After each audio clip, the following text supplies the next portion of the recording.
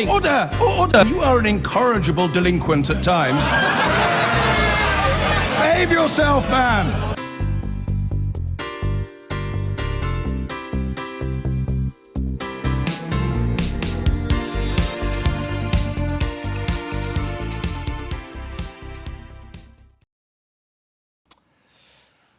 What North Korea wants is a small nuclear device that can fit on a big missile.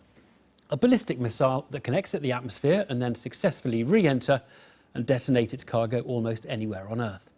If it has that, no one will make fun of North Korea or of Kim Jong-un ever again. So how close is the country to getting that technology?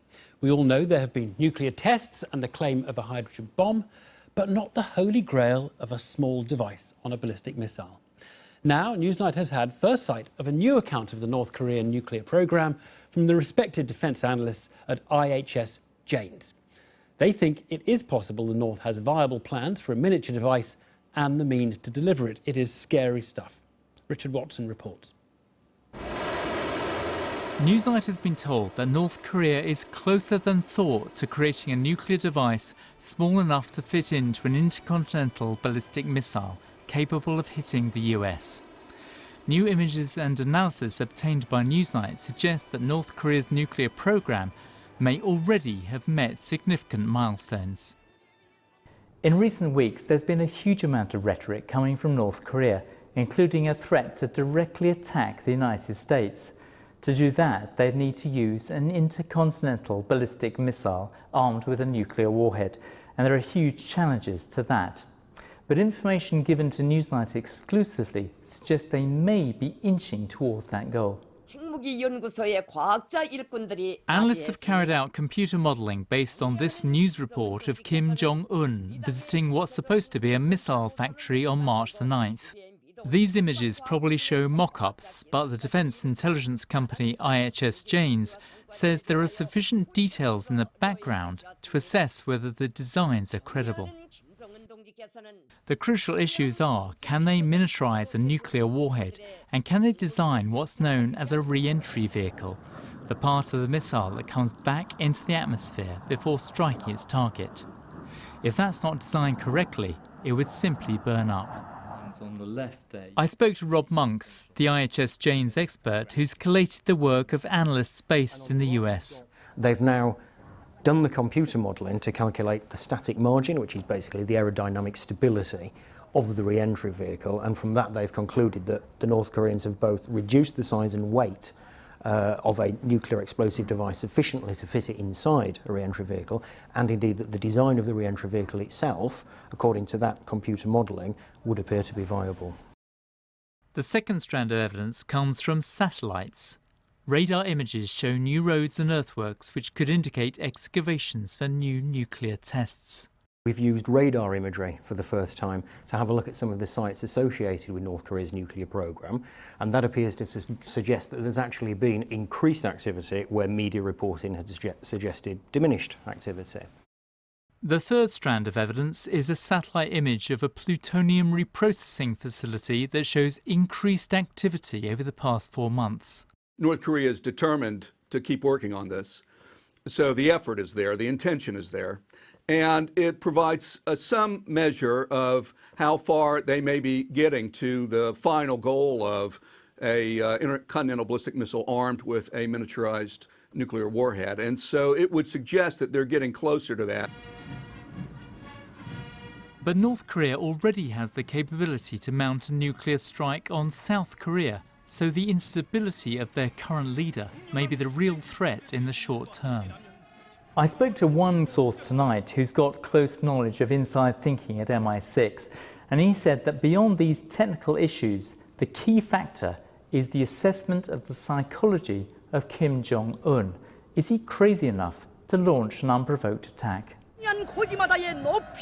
The new images and analysis from IHS Janes suggests North Korea is getting closer to its ambition of a nuclear-armed intercontinental missile to strike America.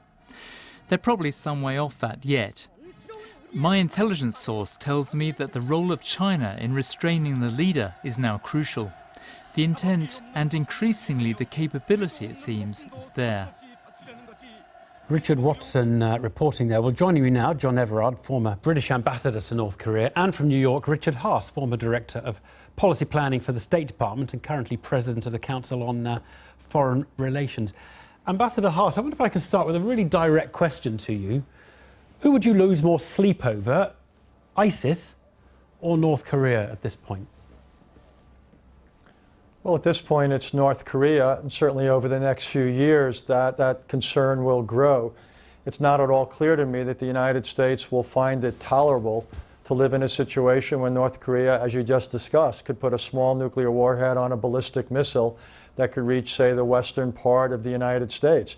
There's also concern that that ISIS and North Korea could do something together. How do we know that North Korea, under some circumstances, wouldn't make nuclear material available to a group like ISIS for a considerable amount of currency? So again, it raises fundamental questions about whether this could or should or would be rather tolerable to the next American president. John Everard, Kim Jong is not a normal leader. Do you think he would ever contemplate using a nuclear weapon? Yes, I do. I think that there's an assumption that seems to be growing that North Korea would never actually use its nuclear weapons for fear of a devastating counterattack. But I think that assumption is dangerous. The North Koreans have, in fact, made quite a few statements about the circumstances in which they would use their nuclear weapons, which amount to what you might call a hair-trigger policy, that they know that they face overwhelming conventional superiority by the Republic of Korea, by South Korea and its US allies, and they're saying that if provoked, then yes, they would use nuclear weapons. But that is very scary. I mean, they've got nuclear weapons, and then they may get to the small nuclear on the ballistic missile. It is scary. I mean, as we were saying earlier, they don't yet probably have a weapon that they can deliver over long distances, but they're moving swiftly in that direction.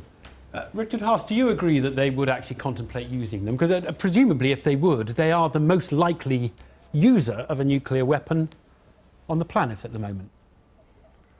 Well, the answer is we don't know, but why would we want to run the risk? This is a country that's committed slow-motion genocide against its own people, so it's quite possible the threat of retaliation doesn't discourage them or deter them. They're as bellicose and as armed a regime as exists in the world. So it's just not obvious to me why we would want to run the risk. And here I look at China, I look at South Korea, I look at Japan, I look at my own country, the United States. We've all allowed this situation to drift.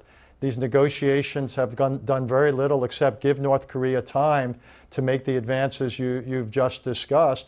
And I really do think at some point, sooner rather than later, the policy question will arise. Are we prepared to live with this risk and this uncertainty?